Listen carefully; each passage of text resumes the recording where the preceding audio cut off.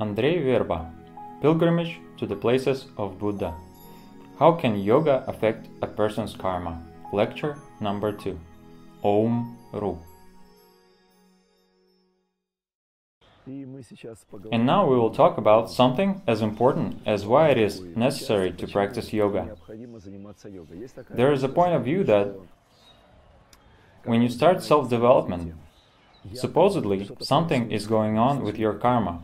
Let's suppose there was a person's karma with which he lived. But as soon as he begins to engage in different self-improvement systems, this somehow impacts his karma.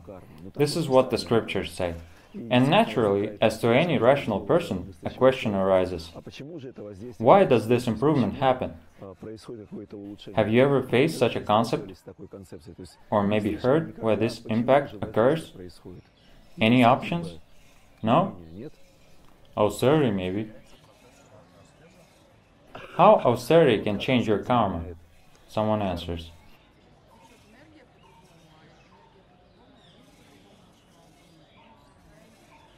I will try to repeat. There is a theory that when you start practicing, the energy flow changes, and therefore the mind starts working differently, and consequently this affects your karma. Basically, it sounds logical, but the mechanism is still not clear. So I'm going to tell you one version, one theory, which from my point of view has the right to exist. For this version, we need to consider the so-called human chakra system. Have you ever heard the word chakra before? Does everyone understand what chakra means?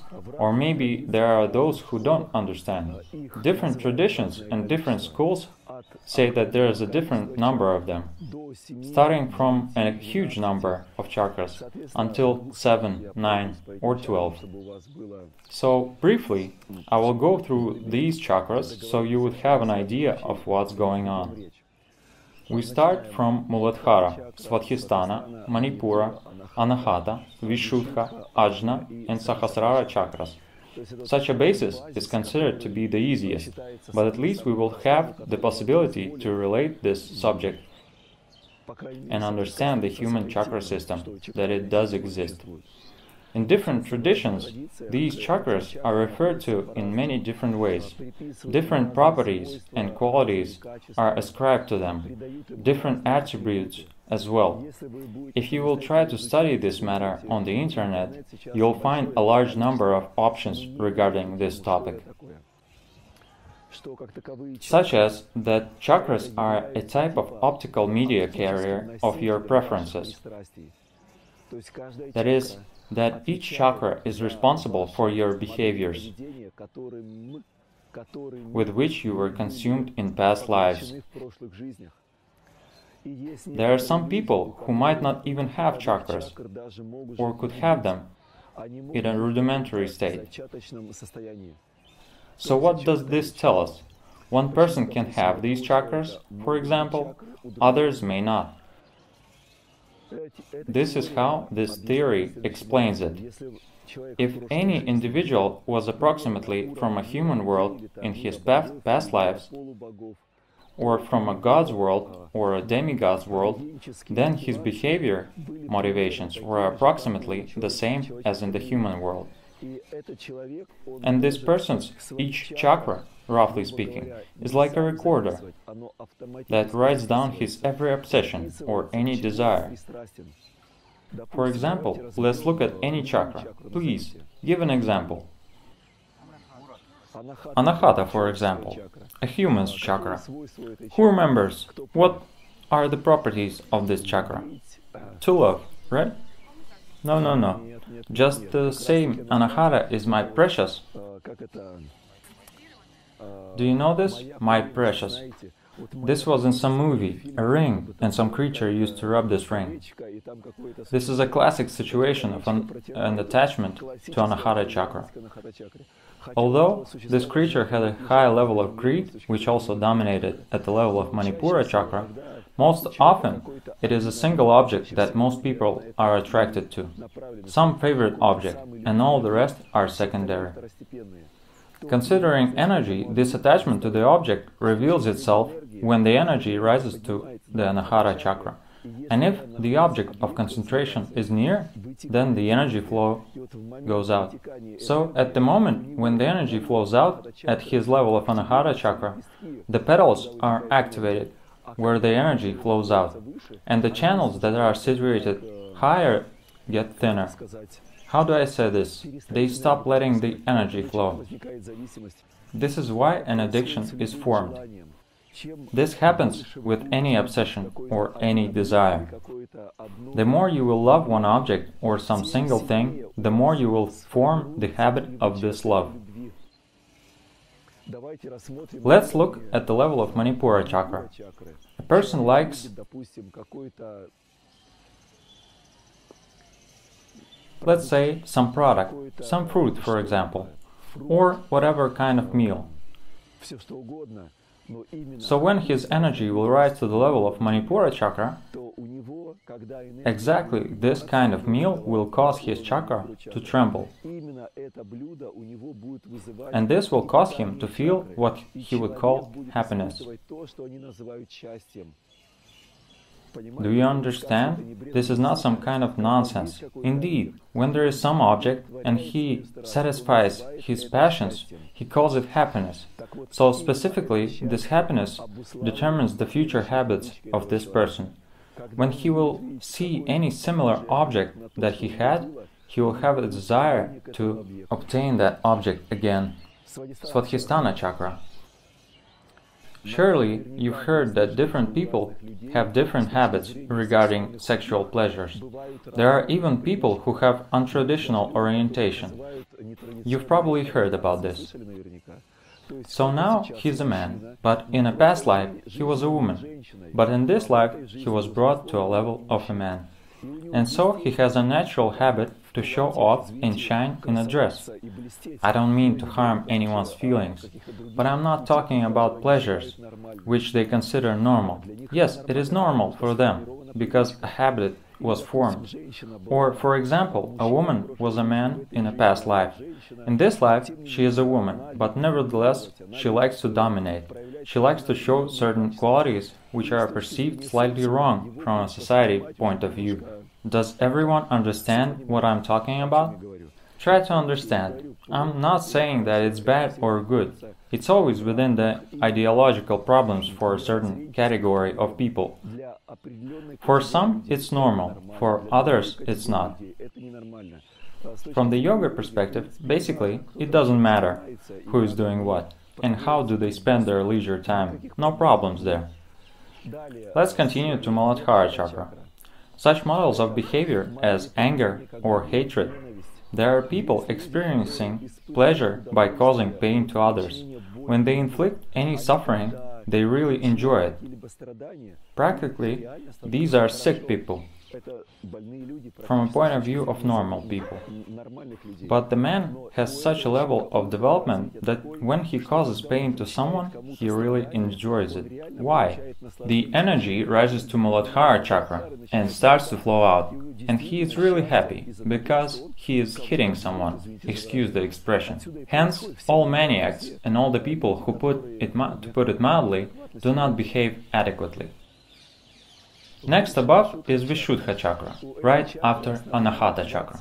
This chakra is the main motivation for the fight or any confrontation. There are people who argue not because they are right, but because they enjoy the argument. And such a person will be trying to prove something. And there could even be a chance that he understands intuitively that he is wrong. But most often, they are like fanatics for proving something.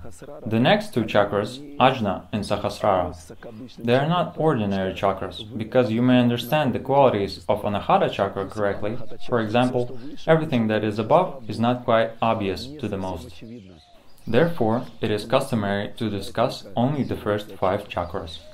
So, friends, how does the practice affect the change in a man's obsessions or desires? For example, a man was obsessed with some kind of meal. Please, name any meal with which a person could be obsessed. Any. Okay, ice cream. Maybe some kind of special sort? No? Okay, ice cream it is. When a person sees ice cream, He says, I'm beginning to drool. I can almost feel its delicious taste. It could be chocolates, cakes, anything that cause a person to lose his vital energy. When the energy comes to the Manipura chakra, and if a person is only interested in the amount and the volume, he needs, for example, 5 ice cream cones. This is Manipura chakra at work. But if he is interested in the taste, then this means it's Svadhisthana chakra. And he will be experiencing joy from the taste. But you all know that after he eats some amount of portions of this ice cream, the feeling goes away. Only after some time he will experience this addiction, this feeling again. So, friends, it's all treated through practice. Because when the energy flows to Svadhisthana chakra and the taste will cause you to desire something, then, if with the help of practice you will be able to raise the level of your energy, then the desire, this obsession, will disappear. This is why people practice yoga. If you see monks or people in robes around us, not all of them are monks. Some can be ordinary people dressed as them. Why do they practice these Tibetan prostrations? In Vedic culture, much earlier times than the Tibetan culture, these practices were called touching the ground with 5 body parts. So, they do it to raise the energy as high as possible, to break free from those obsessions and desires which they have gathered through their lives. Not only prostrations, any static practice, even meditation, allows the energy flow to go upwards. Many of you have already been on retreats. You probably noticed such a thing. When you even sit motionlessly, the energy somehow flows upwards to your head. Have you felt this? If anyone had this experience, please raise your hand. Why is this important? Because someone can hear this but not believe that it is possible. This is why I am asking. Please raise your hands. You see, almost half of the audience. This is not some kind of glitches or some notions. It's a real thing.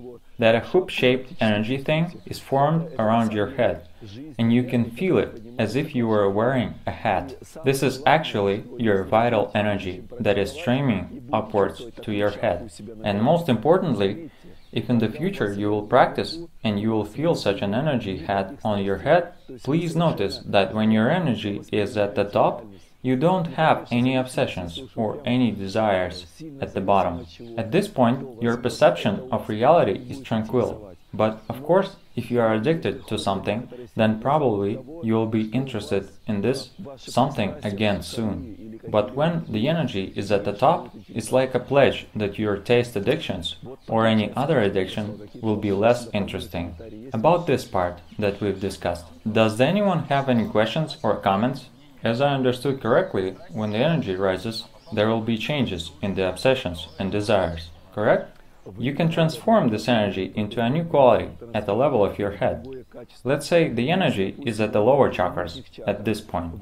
You can experience some feeling of happiness or pleasure, but in a human format. And let's say that your energy level is at the upper chakras. Then in meditation, you will be able to transform this energy into a new quality. I hope tomorrow we will be able to talk about meditation and ways to change your energy. The issue of alcohol addiction, what level is this? Svadhisthana chakra, the altered state of consciousness. When a person is in a sober state, he understands everything, but cannot control themselves. They like the drive, as they call it, when they drug themselves, not only with alcohol, any intoxicant, anything external, an addiction. That is, when a person needs to take something internally, something in any form, and a so-called euphoria is invoked. An attachment to this experience most likely reflects his Svadhisthana chakra, and partially Anahata. Because, for example, drinking people, they are the soul of the company. They become so kind, such greasy goodness, to put it mildly. But then you have to pay a very heavy toll for this kindness, to my great regret. Somebody says something? Yes, this is very common. It's not just you. I will try to repeat what this girl just said. She took some fasting. It doesn't matter which kind of system. There are a lot of them nowadays. But I've encountered that it doesn't matter what system of fasting people choose. I won't go into details, but the practice usually ends up with a breakdown. As the saying goes, the more a pendulum is drawn to one side, the further a person will be thrown to the other side, causing him to tear it up. It's not only with fasting, with sex too, or any other obsession, anything. That is, when a person holds himself, holds and holds, then a so-called breakdown occurs. Why? The energy wasn't raised. It is still at that level. Only with his power of will did he hold this energy for some time. But it's still there. It didn't go up, and the breakdown occurs. Not only in quantity, but this person starts searching for any justification for their overeating. And even more so, to put it mildly, they begin to lose human appearance. They begin to plump up most often, because if a person eats and then sleeps, then he will gain weight, with an almost definitely 100% chance. I know that there are people who eat excessively and do not gain any weight, but still the process of overeating is not adequate. In general, what could be the solution here? If you feel that the sheer fasting or so-called cleansing does not change your habits, then this means that you may have actually cleansed at a level of physical body. But at the energy level, there were no changes. The energy has remained at the same level. I will give you an example. Have you ever loved through Anahata Chakra? Let's say a person appears in your life, and you love him or her with all your fibers of your soul. That when you love, you are not interested in your appetite or sleep. You love, and there's nothing else going on. Have you noticed this? But it's strange, right? It would seem that you are now in love. Where is your love for your beloved cake or anything else then? It turns out that it has transformed. Or, for example, you are in some kind of stress. Something tragic has happened in your family. Someone close to you died. A really emotional experience. At this moment, all your obsessions and desires go by the wayside. And you no longer like your favorite cake. It cannot please you anymore. So, if you have a higher level of energy, love is much higher than the simple eating. Or you go to a lower level, to the Svadhisthana chakra, through sexual pleasures. You will no longer be interested in your food for some time. You are currently forming another addiction, which will be forcing you the same way, not even on Manipura chakra, but you will find yourself running around like an addicted bobik, trying to find someone to hug. So you can experience that feeling. Because Manipura chakra gives you certain hormones experience of taste and pleasure, and love gives the same thing.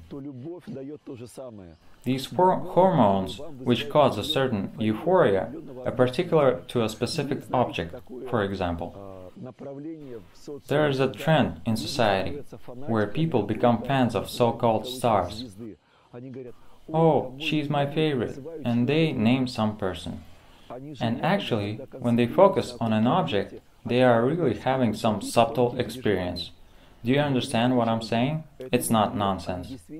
They are really hanging out photos of this object of concentration, and they are absorbing its energy, to whom they are concentrated. And because of that fact, this object has a higher level of energy than theirs. So this gives them a certain feeling, almost like an addiction, and they are forced to jump from one object to another. First, they love one so-called star, then another.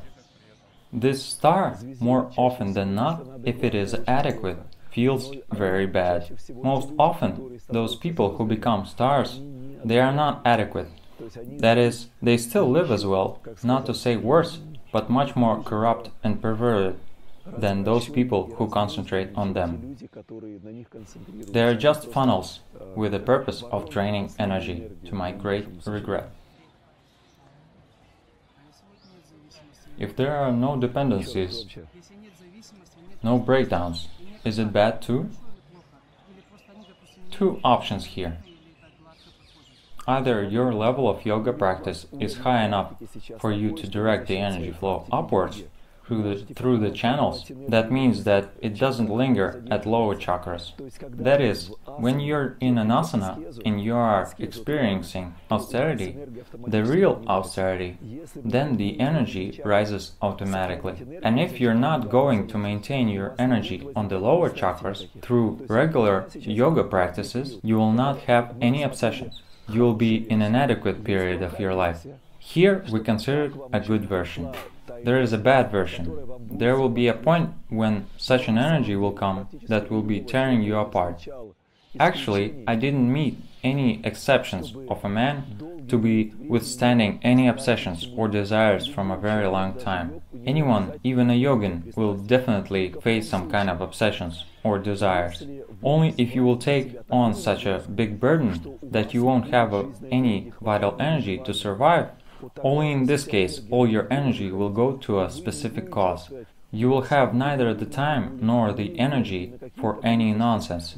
You will be investing your energy in something completely. Many managers, by the way, are living their lives exactly like that. Not managers, but people with their own businesses.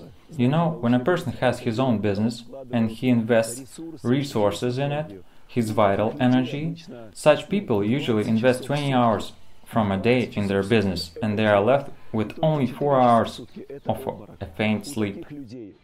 Those people have no free time to engage in nonsense. Firstly, they usually try to accumulate capital to a certain level. When accumulated, then the worst thing happens. They start to live fast and invest their money and time in some nonsense or a hobby of some sort. But in the end, this energy is wasted very quickly. Did you want to add something? Yes. When you feel that a breakdown is going to happen, then you just reinforce your practice.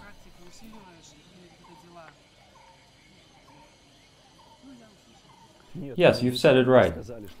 If we get a rollback to the lower chakras, then you increase your practice and the issue goes away.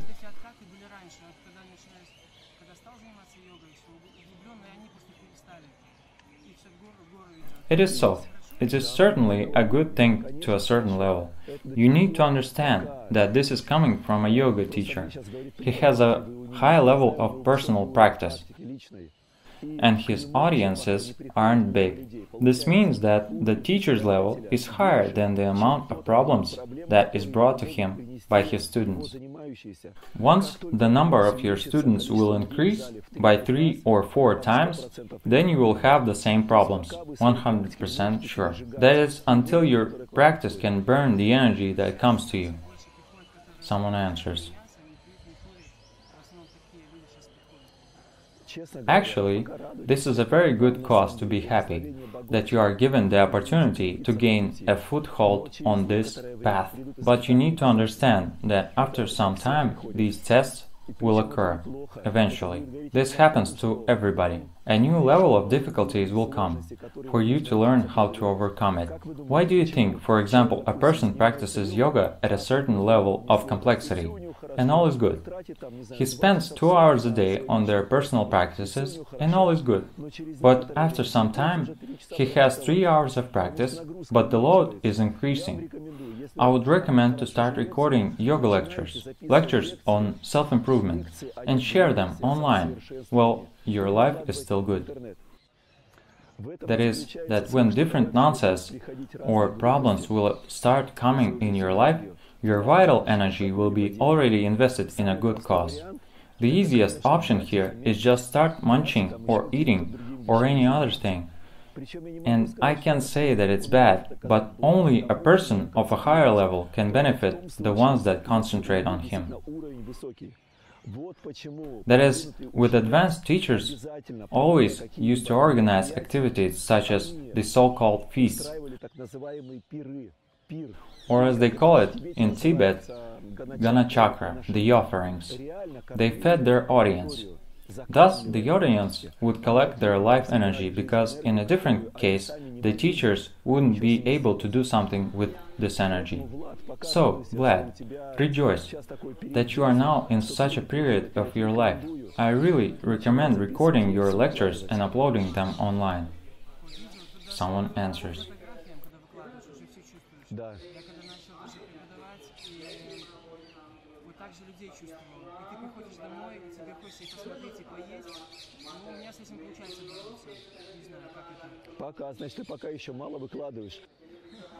Yes, you said it right. Not only with video, but through photos as well.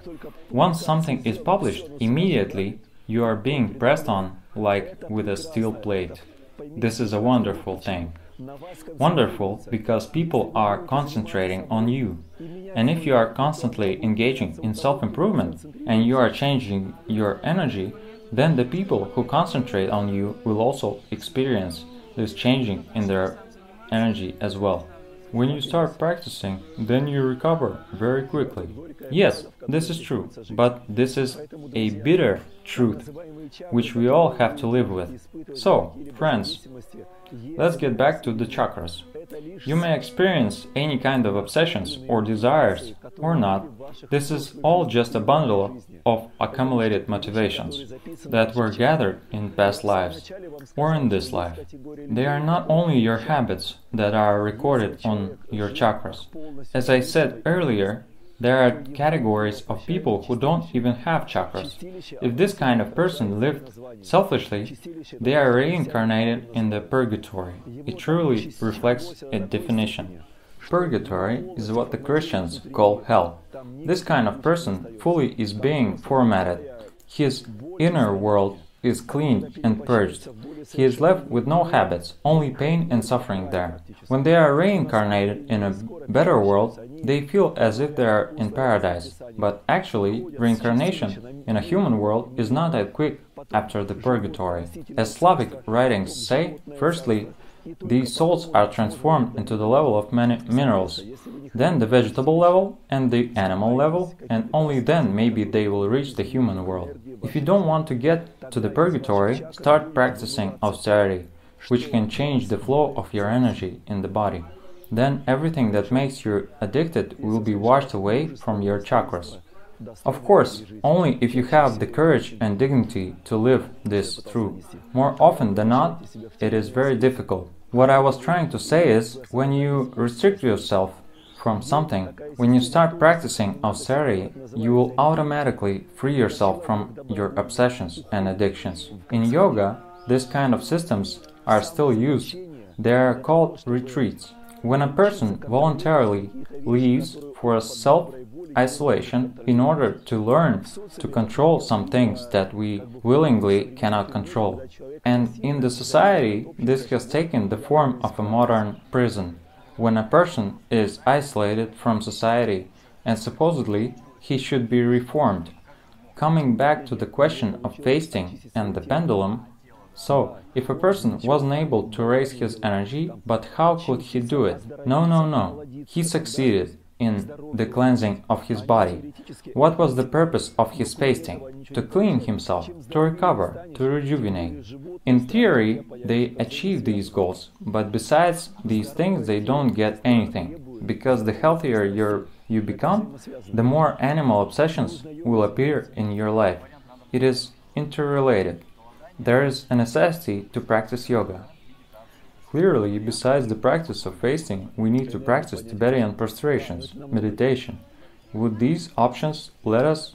Yes, the energy would go higher, but it's a lot. I was constantly practicing some. It means you didn't have enough energy to do it. When I was practicing pranayamas, I had a feeling that I wasn't walking on the earth, but above the ground on the energy. Yes, it was a bit scary. Why was it scary? It's perfectly normal. All the energy rises to the top and you have no obsessions or desires. You are in a state of complete satisfaction, only from the fact that you are breathing the air in. For you, breathing is the same pleasure as, for example, satisfying some passion. It becomes a natural state of being, more comfortable and completely filled. So in this case, maybe you should try again someday. But it doesn't mean I may have told you some things that are surprising or even amazing to you. That the healthier the body becomes, the more obsessions and desires it requires. But it is true. Therefore, more often than not, a disease is a counterweight in the system of a person who practices yoga. When you're sick, you're not involving yourself in any obsessions or passions, and it's normal.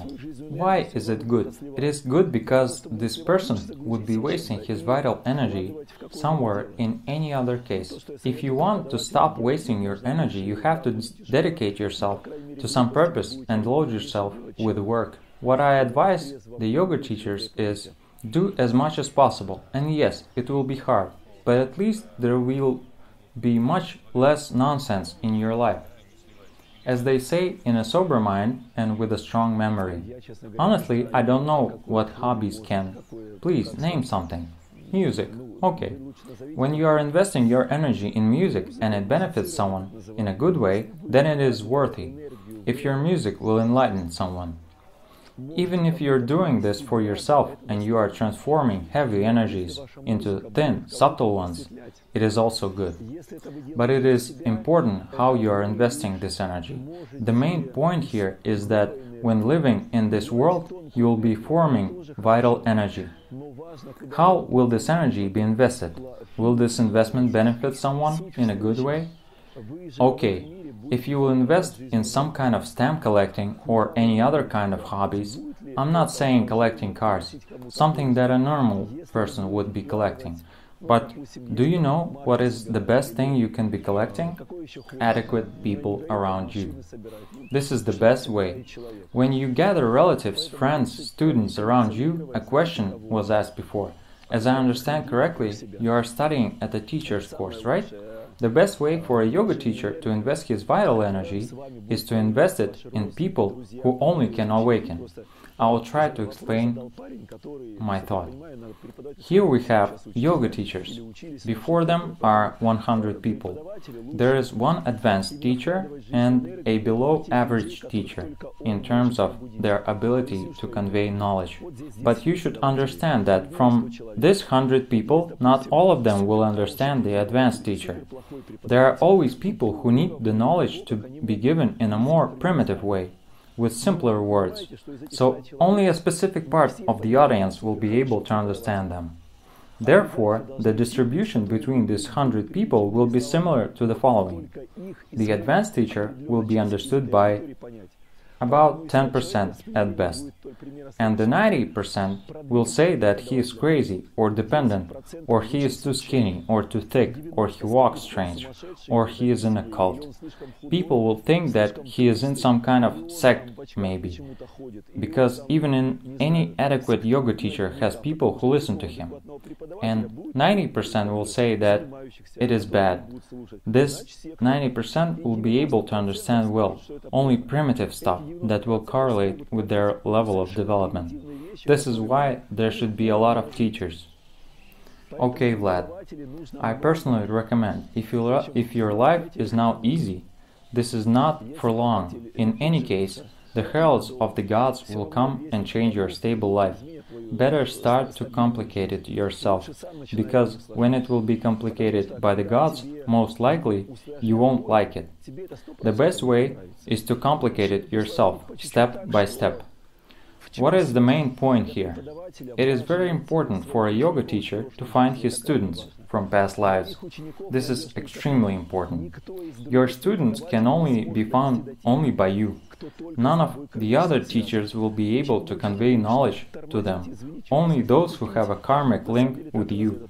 And the slower you're going to go, excuse me, I almost said the more daft you're going to go, but actually the word is daft, that when you're not doing active work, you only make things worse to yourself and the people who have a karmic link with you. Someone comments. The sooner you start, yes, Eugene, go ahead. He comments. You are right, but this is how they will evolve, right beside you, from one life to another. Let us suppose a grading system for the level of development of a yoga teacher. On his first level of his development, he will be understood by his students from past lives with level 1, not 2, not 3, not 10. They won't even understand him. They will say that he is too primitive. The further he will grow and evolve, it is like with different steps. On step 1, you will be understood by your disciples from step 1. If someone is destined to evolve with you, they will definitely evolve with you. Someone in this life will fall off and you'll probably meet him in the future lives. It is a fact that our ability to convey knowledge changes from course to course. Those courses that we've organized 10 years ago and the ones that we are carrying out now, they have a completely different level. The people that will come are those that are connected with you. It's a fact, depending on your level of development. Let us summarize all the interrelations. I tried to explain in one version how does the chakra system affect your obsessions and desires, and specifically that your addictions determine your life. The stronger a person is addicted, the more he is constrained. You need to be, in a way, a free man, so that you could set your mind on greater goals, brilliant things, and achieve them. Dependent people are never able to reach great things. A food-related dependent person will always be tied to his refrigerator or his food table. Therefore, the yoga practice will help you change your energy flow in your inner world. It will start going up, ways it has never gone up before. The energy will start to rise. You will begin to perceive reality around you in a new fashion. As a result, new objectives will arise. Possibly, you will be able to implement them in a different way. This is possible with the help of yoga practice. There is another way. For example, you will be able to meet a man with an advanced level of practice who can change himself with the help of concentration. And so, he will be able to change the work of your consciousness or mindset. You have surely noticed this. When you open a lecture or a book, read it, and yes, you are almost enlightened. Because of what? Because of concentration on the man who did this work for you. Alright friends, our day continues. Thank you for listening.